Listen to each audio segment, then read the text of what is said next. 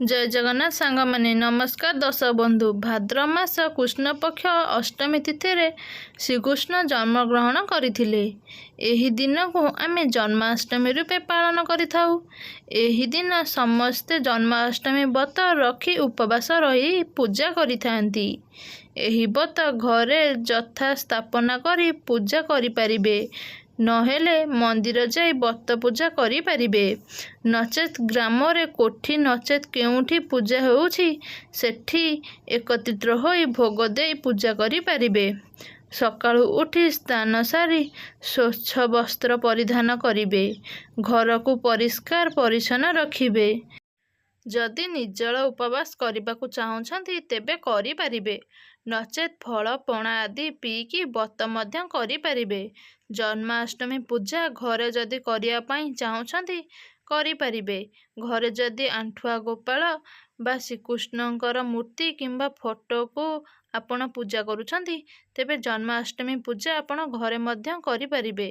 जदि जन्माष्टमी पूजा रे घरे करिया पई चाहुछंती तेबे पूजा करिबा स्थान रे भल भाबरे लिपा पोछा करिदेबे। जदि घर को सजेबाकू चाहुछंती तेबे पूर्व दिनरु फूल पताका आदि रे सजेई मध्य डेकोरेट करि परिबे। जन्माष्टमी पूजा पई पूजा स्थान को परिष्कार करी गंगा पानी छिंची परिष्कार कराइबे। आंठुआ गोपाल किंबा फोटो को पूजा करि परिबे। पूजा स्थान रे आस्थान किंबा खटुलीटिए रखिबे, सेथिरे नाली कना बा हलदिया कना रखिबे। पूजा स्थान को फूल पताका द्वारा सजाई परिबे। मूर्ति किंबा फोटो को गंगा जल किंबा क्षीर बा स्वच्छ जल रे प्रथमे स्नान कराइबे।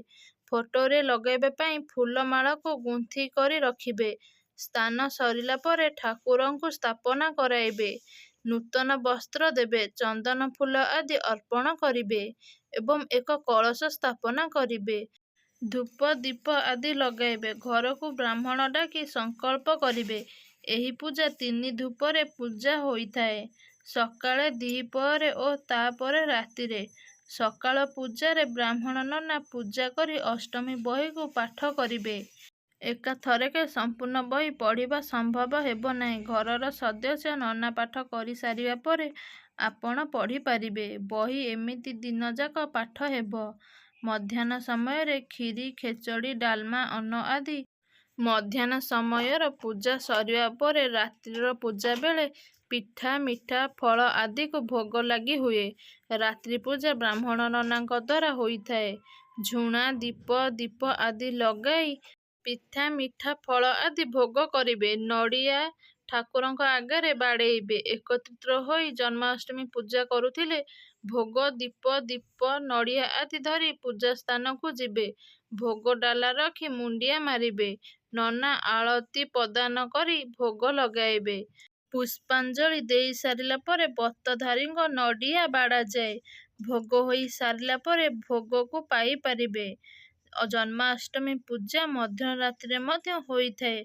अर्धरात्रि श्रीकृष्ण जन्म ग्रहण करिथिले, तेणु सेही समय रे पूजा कले अत्यंत शुभंकर। जन्माष्टमी पूजा प्रत्येक मंदिर रे मध्य होइथाए।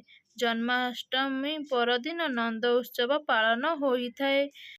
जदि आपण मानकु भिडियोटी भल लागिथाए भिडियोटी को लाइक करंतु, शेयर करंतु, आउ चैनल ले नुआ थिले चैनल टी को सब्सक्राइब करंतु। भिडियोटी किपरि लागिला निहाती कमेंट बॉक्स माध्यम रे आपण मानकर मतामत जणाया पई भूलिबेनी।